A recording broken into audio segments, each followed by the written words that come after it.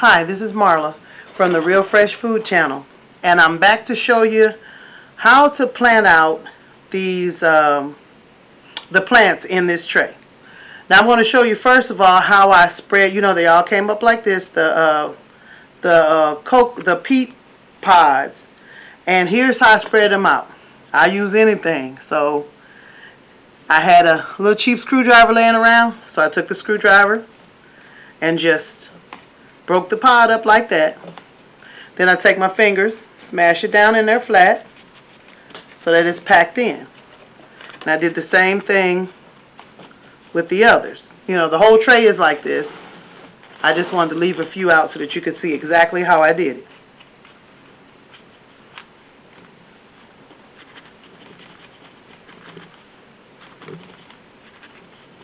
Alright, now what I am going to do is I'm going to plant this out, and I'm going to show you, other way.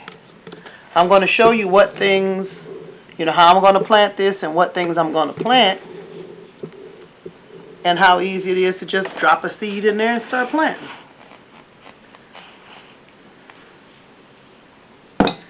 Now before I told you that I was going to plant some, I believe, cabbages and flowers, and then I changed my mind. Here's the reason why I'm changing my mind on some of the things I'm going to put in this tray.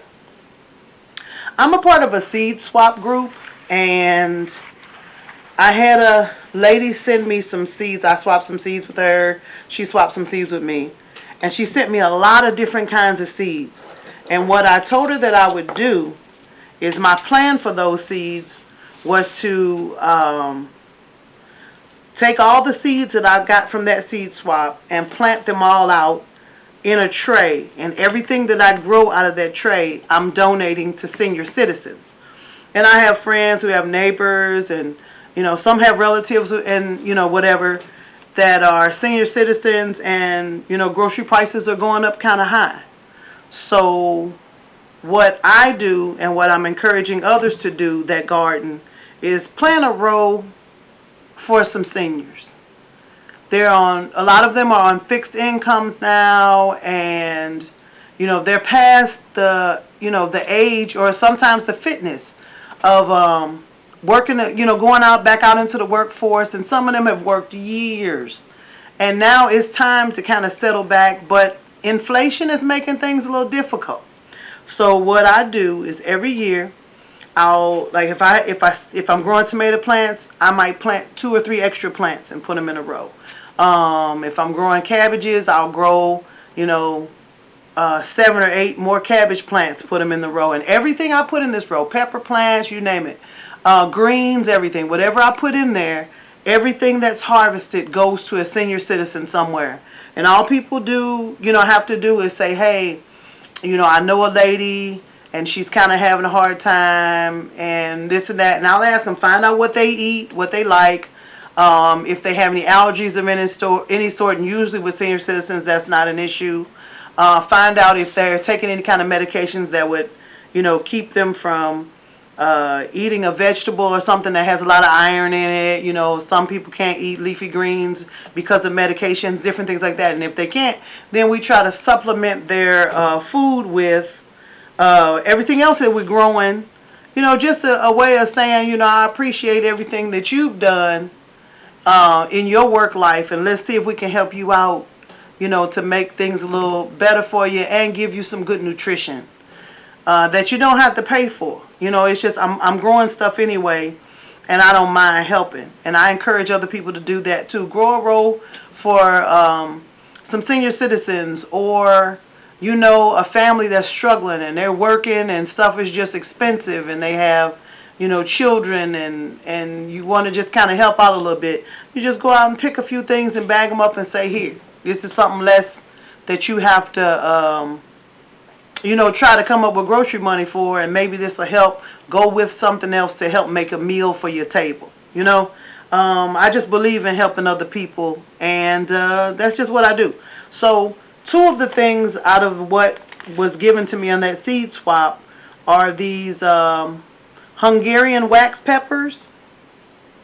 That's one of the things I'm going to plate. They're not that hot. And these Roma tomatoes. because you can get a lot of tomatoes off the vines, and some seniors still can. So those make great canning tomatoes. They don't have a lot of juice. They have a lot of meat. And it's just a really good tomato to make spaghetti sauces and, you know, tomato paste and things like that. Stuff you would buy in the grocery store. You can grow it and make your own in a pot on your stove. I also have some broccoli that I bought from a local farm because I support the local farms. I'll be planting that broccoli. And then I also have some kohlrabi seed. And if you don't know what kohlrabi is, let me put it up here where you can see it. Look it up. It's an interesting vegetable, but it's really a delicious one. It's just a lot of people aren't familiar with it. And then I'm going to plant a couple rows. Let me pull this down so you can see it. Of there it is, golden acre cabbage. And that's just the regular green cabbage that you see in the grocery store. I'll put a couple rows of that in there so that I'll be able to give away quite a few cabbages to seniors. And what I'll do for cabbage seed is also what I do for greens and other things. You sow some this week, you might wait 2 weeks and sow some more and sow some more so that you always have fresh plants to go out. Now cabbage is a one and done. You cut the cabbage head up and you don't get another head, but if you have the time and the space to leave the cabbage seeds out there, you can get cabbage sprouts growing up out of where the cabbage used to be, and then you can pick those sprouts and eat them too. Cabbage sprouts are delicious. They're tender, they're good. It's like having cabbage in a little small green. So I'm going to plant some of those as well.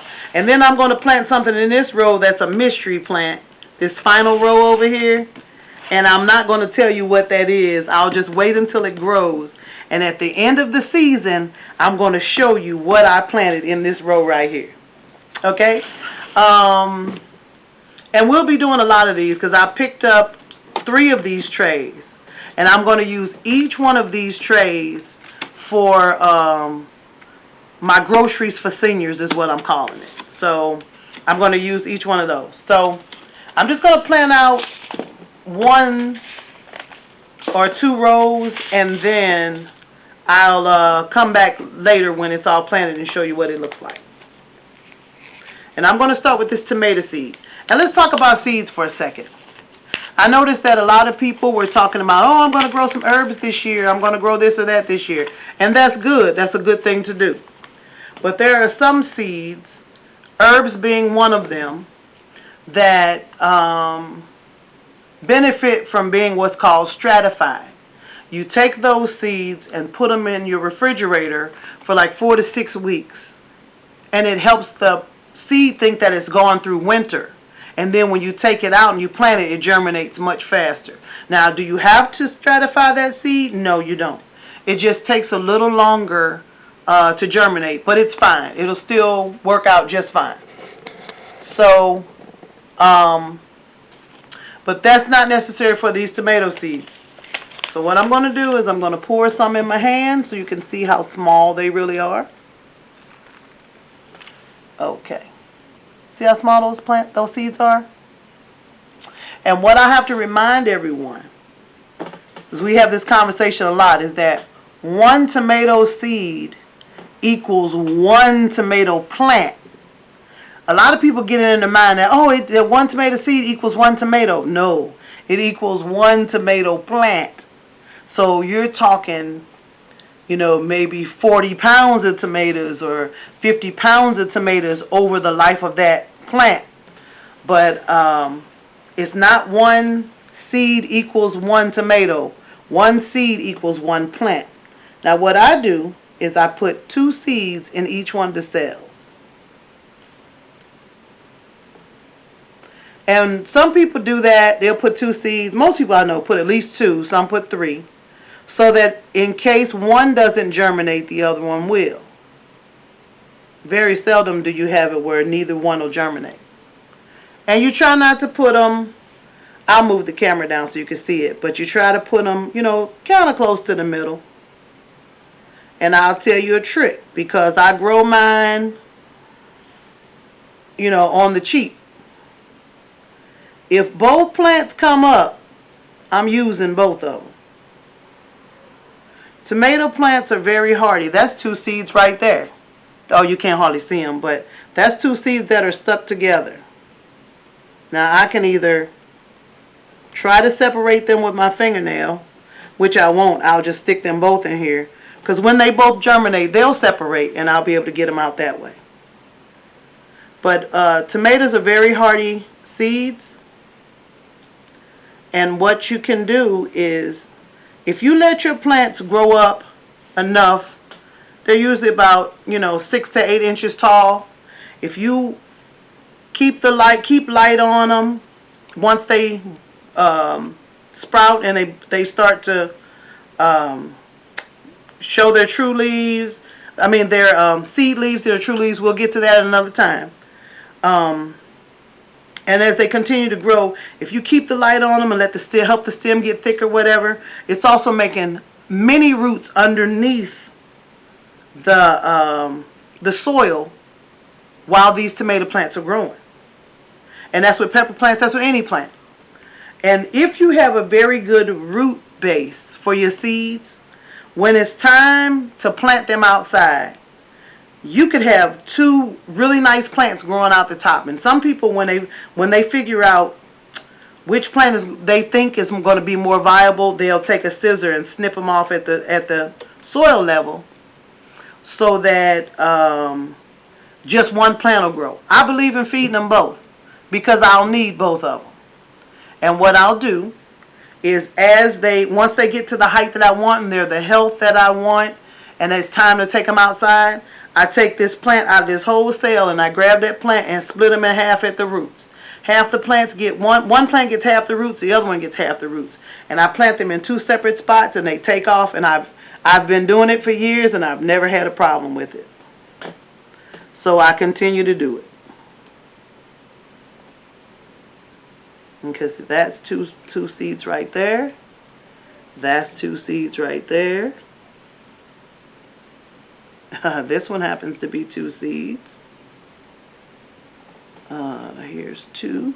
1, 2. And then there's 1. And let me see if I got 1 more left in the pack. I do. Actually, I have several more left in the pack. And this will show you. I still probably have 8 or 10 more plants worth of seeds in this package. And I have 12 potential tomato plants planted right here in these 2 rows. Now these seeds, if this packet is exactly what it says, these seeds were $4 for $1. So you paid 25 cents for 12 tomato plants that we know of, and more in the envelope left to plant next year, because you can tape this back up and save these till next year and plant them next year. Now I'll say this too, for anyone that's watching my channel and you may get SNAP benefits, what older folks know as food stamps. Most people don't know, but the USDA allows you to buy any seed that makes food with food stamp benefits. So think about that next time you go to a store that will allow you to use your food stamp benefit.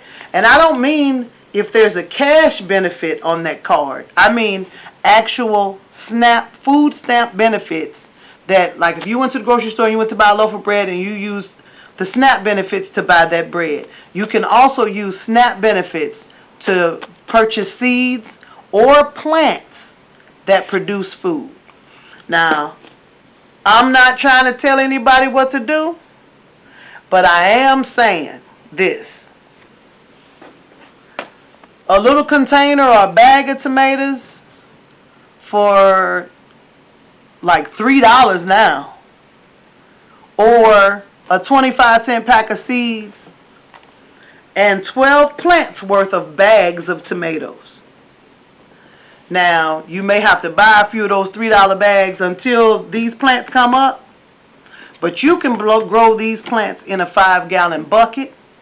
You can grow a tomato in a trash can. You can grow a tomato if you have a spot in your ground, you know, near your home or whatever, to grow one tomato in a little tomato case. You can grow one in a big flower pot. You can grow those in those little totes that you put sweaters in to put your sweater up for the winter time. You can grow a tomato in that too.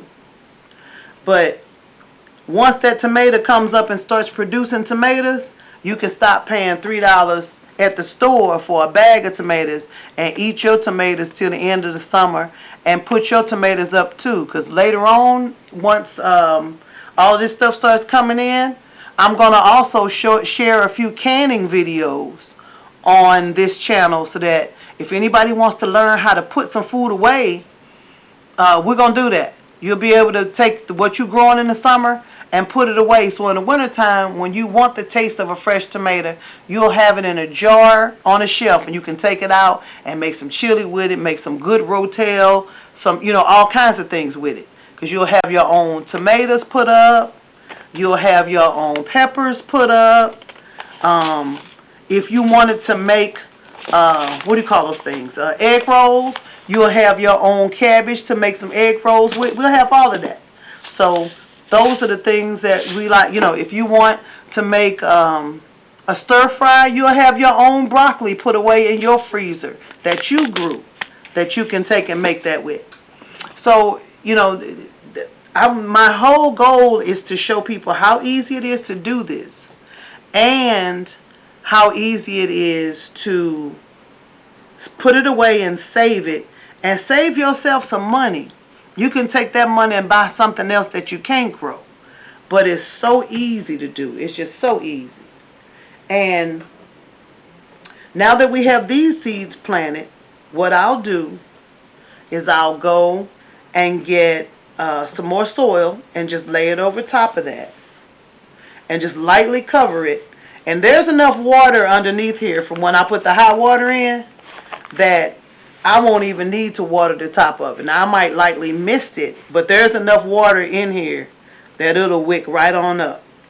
Now what I'm going to do is plant. Okay, I'm back. And as you can see, I've covered up all the seeds. And I really didn't have to mist anything because as I started to press the drier soil down, I have so much water from when I put the hot water on here to make sure I didn't have any fungus gnats, that other, you know, the other drier soil, it was semi-moist, not really. And it absorbed it all, so everything is good. So now, here's the part. Now I labeled this, and I'm going to make a better label. But this is where I just kind of sketched as I was going. Okay, this is in this row, this is in that row. And if I set this down, these two rows coincide with this item, and these two with this item, and so on. So I know exactly where it is. What I do is I'll go get a piece of duct tape, and I'll write these things on here and today's date, since I planned them today, and I'll tape them. I'll tape that duct tape with those dates across the front right here. So it'll just stay there. So I always know what's in each row, what date I planted in. I might come back later and write the day that I finally saw some breakthrough, all those kind of things, so I can kind of keep a record. And even though, you know, I'm writing them on here for right now, I'll go back and grab my notebook that I keep all the notes from year to year to see, okay, did this seed germinate faster this year than last year, what the weather conditions were today, all of that kind of stuff, so that it can kind of give me it's like a garden journal of sorts to let me know, okay, this is kind of what I can expect for next year. Or this seed didn't do so well, so let me plant a different type of seed, because I have plenty of seed. But I might want to try a different cabbage next year if these don't do well, or a different type of pepper if those don't do well, or I'll give it another year and see how it goes first. But all of those things I kind of document so I can kind of keep going on what's going on. Now this bottom little piece right here is a dome to cover this with to make a greenhouse. I don't really use those, and I don't like to, because over the years I've learned that that's one of the quickest ways to get mold on your soil, because it'll stay too damp and things like that. So I just let them sprout up, and as soon as they sprout up, I get a light and put it down real close to it so that they'll have light to grow. And I'll leave like 12 to 14 hours of light on here, then I turn the light off for the rest of the time. You know, if I do 14 hours of light, then I'll turn it off for 10 hours of light so that it can simulate night and day while it's in the house. Once it gets big enough, though, to be perfectly honest, I go set them in the window and then I watch them shoot up. But by then I have a nice plant. It's got a nice good start. It has the leaves, the first set of leaves are on there, then the permanent leaves on there. I'll explain all that on another video. And you know, the plant is established well and is ready to roll. And then I put it in the window, like right now today, even though it's only like 24 degrees outside, maybe, there's beautiful sunlight. And I have a window that's going to get hot as I don't know what. I don't care what the temperature is outside. So I'll put it in that window and let it grow up. And it'll you know, just take off and do well. And I'll also show you some other ways that you can grow outside, even in the middle of winter, and utilize the sun that's outside to get your plant started. And not only will they take off well, and we're starting them outside from seed, they'll be acclimated to being outside already because they've grown their whole life outside. So I'll show you there are 2 ways that we can do that outside, and I'll show you those on videos too. So while you think that, oh, it's wintertime, I can't wait till spring to start doing something, there's a lot of work that we can do right now to be ready for spring when we get outside. In future videos, I'll be showing you how to get your plants ready to go outside. You know, you'll get them acclimated to going outside if you've started them indoors. I'll show you how to plant out the ones that you grew outside all together. You know, the whole life was out there. We'll discuss getting your tools ready, what tools you need.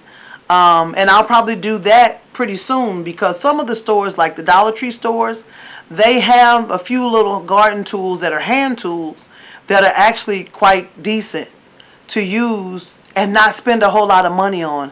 And I'll do a video on to show you how to get those. I mean, show you what those are, so you can go out there and get them while everybody's out there shopping. You know, other gardeners, people that have been doing this for a few years now, they're already hitting the Dollar Tree for all the seeds and some of the garden tools and some of the pots that they have.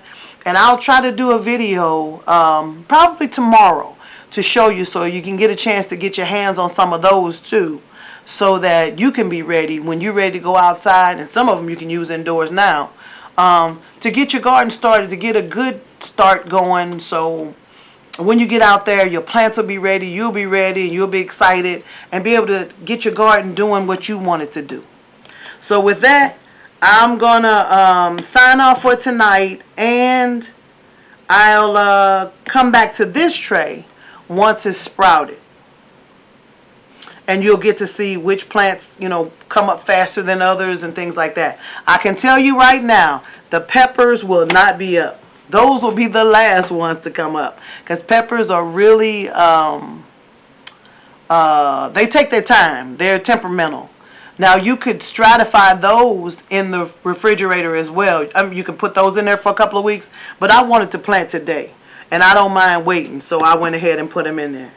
But I want to show you on the next video also how the onions are doing, and how the lettuce that I planted was doing too.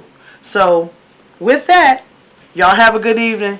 This is Marla from the Real Fresh Food channel, and I want you all to take some good notes and start planning your garden. Plan what you want to eat.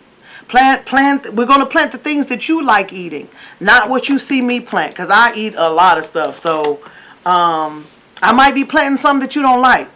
But think about the foods that you like eating that we could possibly grow in your garden. And if you aren't sure if you can grow it, ask some questions underneath this video, and I'll make sure to respond to them. So with that, have a good evening. If you're not subscribed to the channel, this is your first time coming, feel free to subscribe. We're going to have a lot more videos to show you how to get a good solid garden going for yourself. And how to, hopefully I can answer some of your questions along the way. And with that, Have a good night. See you soon. Bye-bye.